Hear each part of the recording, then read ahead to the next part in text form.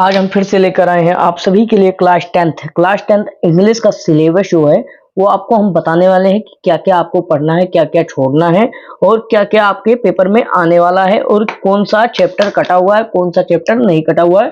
तो संपूर्ण हम आप सभी को इंग्लिश के बारे में बताने वाले हैं कि आपको क्या क्या पढ़ना है और क्या क्या पेपर के समझ हमारा आता रहता है, इसलिए पेपर का इंपॉर्टेंट समझकर हम बताने वाले हैं आपका पूरा कंप्लीट सिलेबस। तो पहला जो आ जाता है हमारा क्लास 10th का इंग्लिश का संपूर्ण सिलेबस है हमारे पास। तो ये हो गया हमारा संपूर्ण सिलेबस।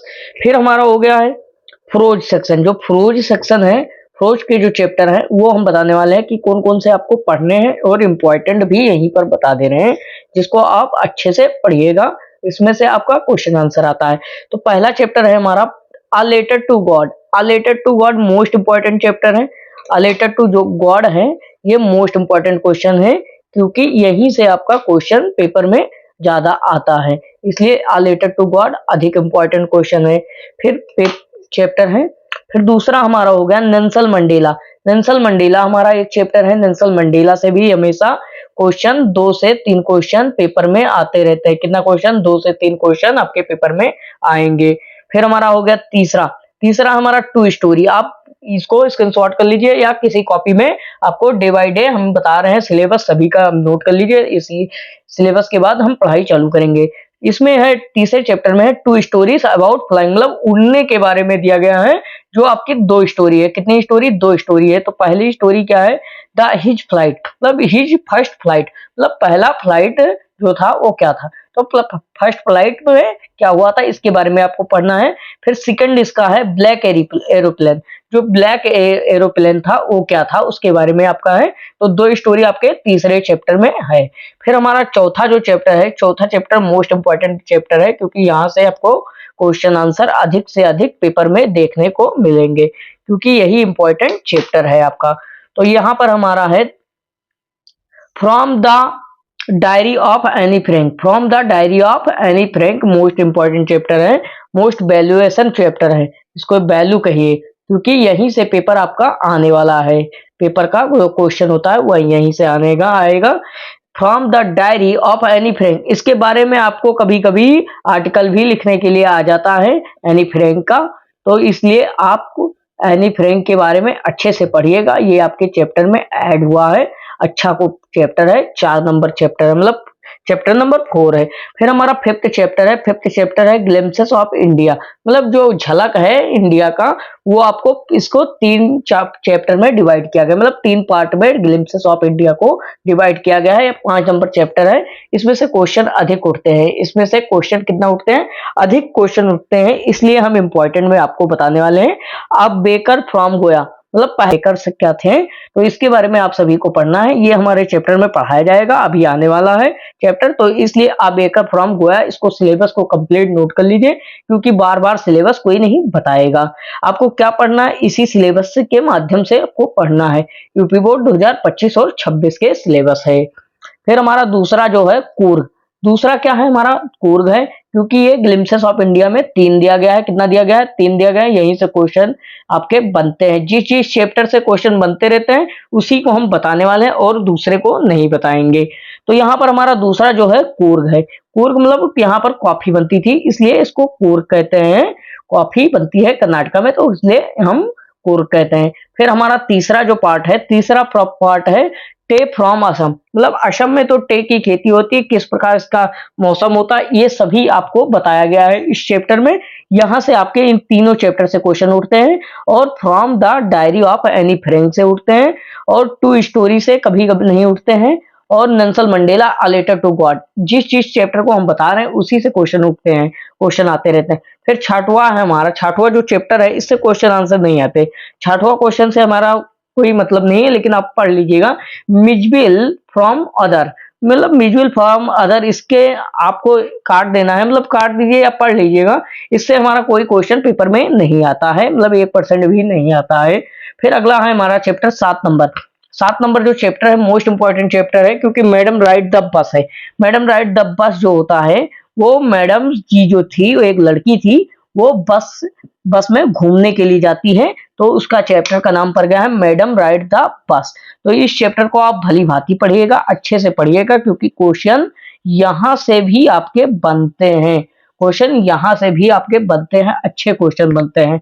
फिर अगला चैप्टर जो है हमारा मोस्ट वैल्यूएशन चैप्टर है, द sermons ऑफ बनारस, मतलब बनारस का जो दृश्य है वो किस प्रकार है। बनारस के दृश्य में आपको दिया गया है, उसके बारे में आपको पूरा पढ़ लेना है, क्योंकि बनारस से चैप्टर आपको 8 नंबर पर है। 8 नंबर ये आपका फौज का सेक्शन है, सभी फौज के सेक्शन का स्क्रीनशॉट कर लीजिए, आपको बार बार ये मॉडल पेपर नहीं मिलेगा, मतलब ये बार बार आपको मॉडल सिलेबस नहीं मिलेगा। तो द sermons ऑफ बनारस आपको तैयार करना है, यहाँ से भी क्वेश्चन उठते हैं, यहाँ से भी क्वेश्चन एक आध पेपर में आते रहते हैं हमेशा। फिर हमारा 9 नंबर है, 9 नंबर क्वेश्चन है द प्रपोजल।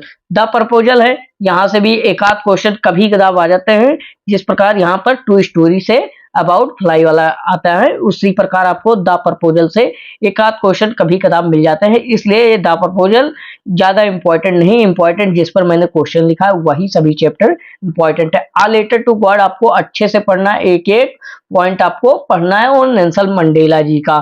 तो इसी से के साथ आगे बढ़ते हैं। अभी तक हमारा फ्रोज का सेक्शन चल रहा था, अब हमारा आ गया पोएट्री का सेक्शन। किस चीज का? पोएट्री का सेक्शन, जिसमें आपको सेंट्रल आइडिया और शॉर्ट स्टोरी रहती है, उसके बारे में आपको लिखना रहता है। सेंट्रल आइडिया और उसके पोएम लिखने रहते हैं, पेपर में पोएम और सेंट्रल आइडिया जरूर आते हैं, इसलिए इसको आपको पढ़ना है, छोड़ना नहीं है। तो आइए देखते हैं कौन कौन सा इंपॉर्टेंट है और कौन कौन से हैं। इसमें आपके 10 दिए गए हैं। पोएट्री सेक्शन में जो है उसमें आपको 10 चैप्टर, 10 चैप्टर में आपको केवल हम बताने वाले हैं जो इंपॉर्टेंट है वही पढ़ना है, लेकिन आप सिलेबस नोट कर लीजिए कि कौन कौन सा है। तो पहला चैप्टर जो है हमारा dust of snow. Dust of snow किसने लिखा है? रॉबर्ट फ्रॉस्ट ने। किसने लिखा है? रॉबर्ट फ्रॉस्ट ने। ये हमेशा आपका सेंट्रल आइडिया देता है। ये क्या देता है? सेंट्रल आइडिया देता है आपको।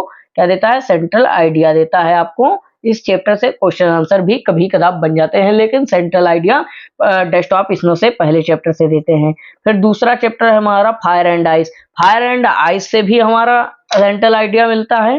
फायर एंड आइस से हमारा सेंट्रल आइडिया आ जाता है। मतलब 5-6 चैप्टर है जिससे सेंट्रल आइडिया देता रहता है, तो इसको भी आपको तैयार कर लेना है, किसको पढ़ लेना है, सेंट्रल आइडिया। इसके लेखक कौन है? इसके लेखक है हमारे जो राइटर हैं, मतलब पोएट हैं, वो कौन है? रॉबर्ट फ्रॉस्ट जी ही है। कौन है? फिर तीसरा जो है हमारा, तीसरा आ जाते हैं, तीसरा हमारा चैप्टर जो है ए टाइगर इन द जू।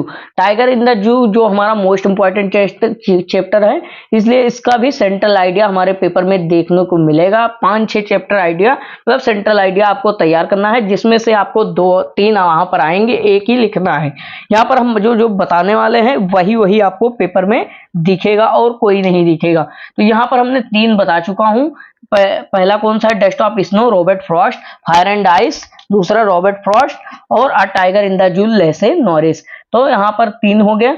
फिर यहाँ पर आ जाता है हमारा चौथा जो चैप्टर है, चौथा चैप्टर है हाउ टू टेल बिल एनिमल। हाउ टू टेल बिल एनिमल, मतलब बिल्ड होना चाहिए, यहाँ पर बिल लिख गया है, गलत प्रिंट होगा, बिल्ड एनिमल, मतलब कैसे बिल्ड एनिमल बोलते हैं। तो इसको किसने लिखा है? तो इसको लिखा है कैरोलिन बेल्स ने। किसने लिखा? कैरोलिन बेल्स ने। ये हमारा चैप्टर इंपॉर्टेंट नहीं है, इसको पढ़ना इंपॉर्टेंट नहीं है, इसलिए आप नोट कर लीजिए, क्योंकि इसमें आपको अच्छा से पढ़ना नहीं है, क्योंकि ये चैप्टर आपका इंपॉर्टेंट नहीं है, सेंट्रल आइडिया यहाँ से नहीं बनता। फिर हमारा 5वां जो चैप्टर जो है the ball poem. The ball poem किसने लिखा है? जॉन बेरीमैन ने। जॉन बेरीमैन ने आपको क्या लिखा है? The wall poem. तो ये भी आपका इंपॉर्टेंट नहीं है, इसलिए आपको इसको कट मार देना है आपके सिलेबस से, इसलिए क्योंकि यहाँ पर ज्यादा ये आता नहीं है, आपको सेंट्रल आइडिया नहीं था। फिर हमारा 6वां नंबर चैप्टर है। 6वां नंबर जो चैप्टर है हमारा अमांडा। 6वां नंबर चैप्टर क्या है? अमांडा। कौन सा चैप्टर है? अमांडा। अमांडा किसने लिखा है? रॉबिन केविल ने। किसने लिखा है? रॉबिन केविल ने। तो ये इसका भी सेंट्रल आइडिया आपको पेपर में देखने को मिलेंगे, तो इसलिए आपको इसको अच्छे से पढ़ना है अमांडा के बारे में। तो 7 नंबर चैप्टर है हमारा, वो क्या है? द ट्रीज, मतलब पौधों के बारे में है, पेड़ के बारे में है। तो इसके बारे में किसने लिखा है? एड्रीनी रिच ने। एड्रीन रिच ने क्या लिखा है आपके द ट्रीज के बारे में। इससे भी आपका सेंट्रल आइडिया आपको देखने मिलेगा। सेंट्रल आइडिया कितने चैप्टर से मिलेगा आपको देखने के लिए? 5 चैप्टर से। कितना चैप्टर से? 5 चैप्टर से। और एक 6वां जो है वो हमारा फॉग है, 6 चैप्टर से आपको देखने को मिलेगा, क्योंकि जो जो बता रहे हैं आपको 10 में से 6 को पढ़ना है। फॉग चैप्टर है 8वां नंबर। 8 नंबर पर हमारा क्या है, फॉग चैप्टर। फॉग चैप्टर को आपको पढ़ना है। इसके राइटर कौन है, कैरी सैंडबर्ग जी हैं। कौन है, कैरी सैंडबर्ग जी हैं। तो इसको आपको पढ़ना है। इससे भी आपको सेंट्रल आइडिया देखना मिलेगा। क्या मिलेगा, सेंट्रल आइडिया। और एक आध क्वेश्चन भी कभी कदार दिख जाता है, तो इसलिए आपको इसको ड्रॉप नहीं करना है।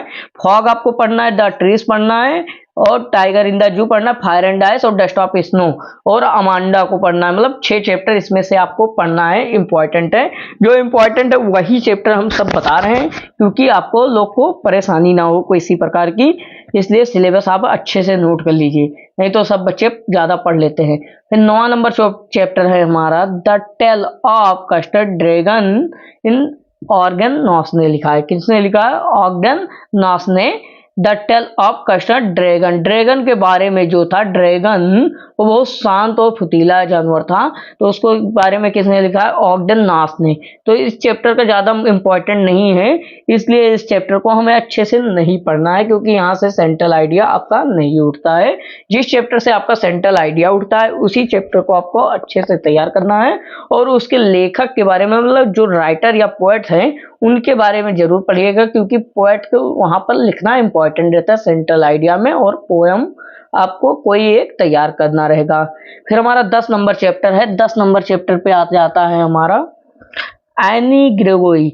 एनी ग्रेगोरी जो है हमारा 10 नंबर चैप्टर है। ये मोस्ट इंपॉर्टेंट नहीं है, क्योंकि क्या है, मोस्ट इंपॉर्टेंट नहीं है, 10 नंबर चैप्टर पर है। ये हमारा पोएट्री का सेक्शन हुआ समाप्त। तो इसी प्रकार आप इसमें से आपको कितना मिला, 6 चैप्टर मिला है। कितना चैप्टर, 10 में से 6 चैप्टर मिला है। इसी प्रकार हम इंपॉर्टेंट आप सभी को बता रहे हैं, यूपी बोर्ड 2025 और 26 के लिए मोस्ट इंपॉर्टेंट सिलेबस है।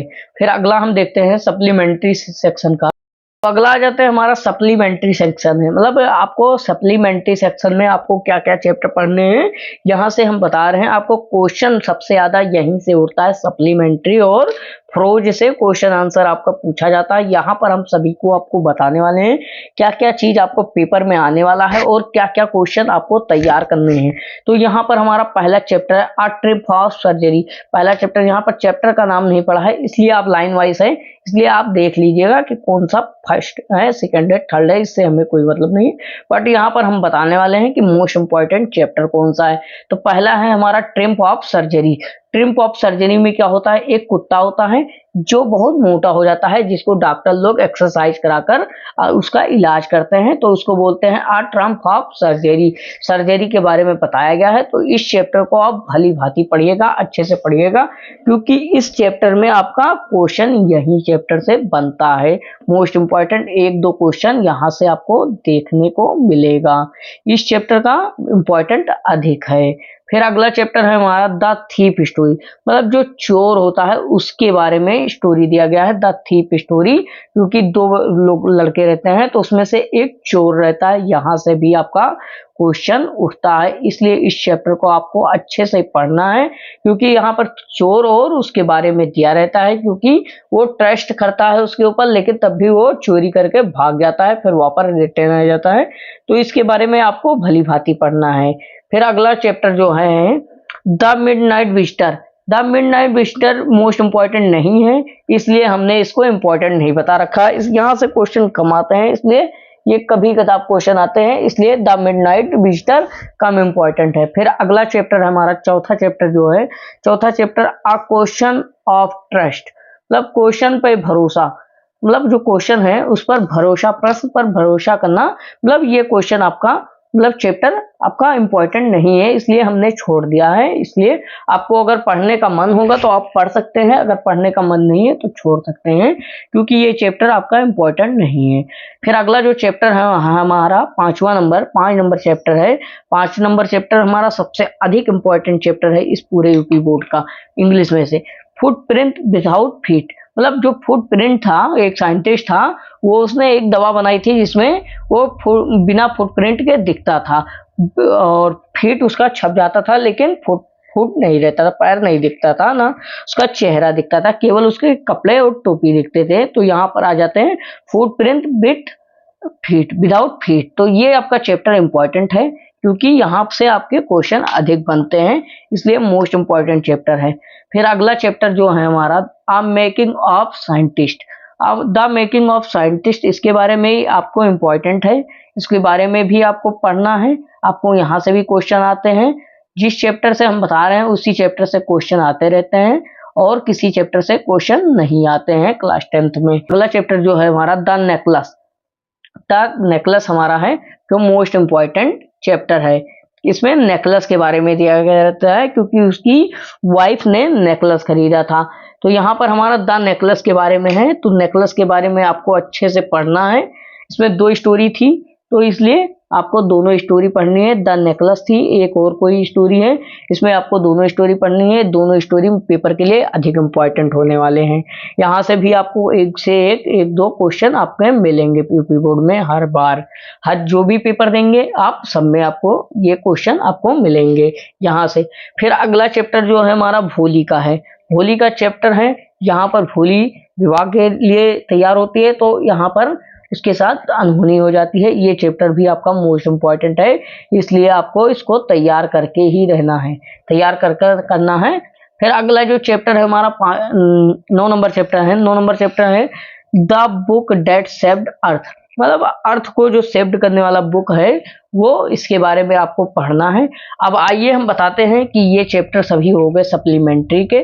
सप्लीमेंट्री के सभी चैप्टर को आपको स्क्रीनशॉट कर लिए, जो इंपॉर्टेंट बताए हैं। यहाँ पर क्वेश्चन उठते हैं, उस पर हमने क्वेश्चन लिख दिया है। बाकी अगला हम बताने वाले हैं कि क्या क्या आपको पेपर में आते हैं और क्या क्या आपको पढ़ने से आपको अच्छे मार्क मिलेंगे। तो यहाँ पर हम पहला, यहाँ पर हमारा पैसेज जो हो जाएगा एमसीक्यू के द्वारा आपका हमारा पैसेज मिल जाएगा। तो यहाँ पर एमसीक्यू मतलब जो रहेगा वो 5 नंबर का रहेगा पैसेज से आपको एमसीक्यू निकालना है खुद आपको।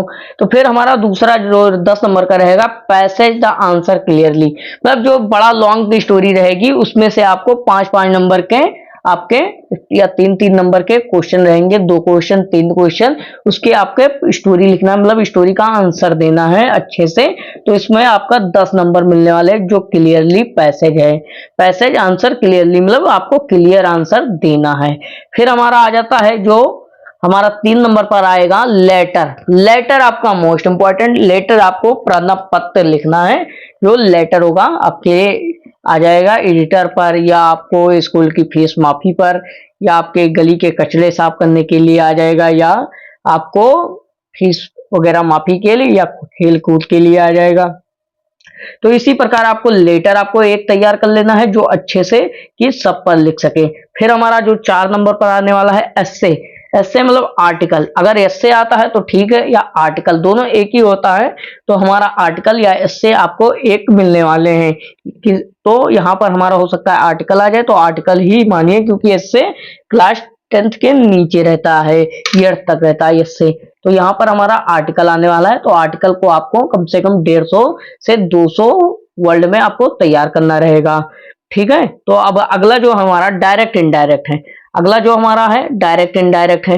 डायरेक्ट इनडायरेक्ट आपको पढ़ना है अच्छे से, डायरेक्ट इनडायरेक्ट।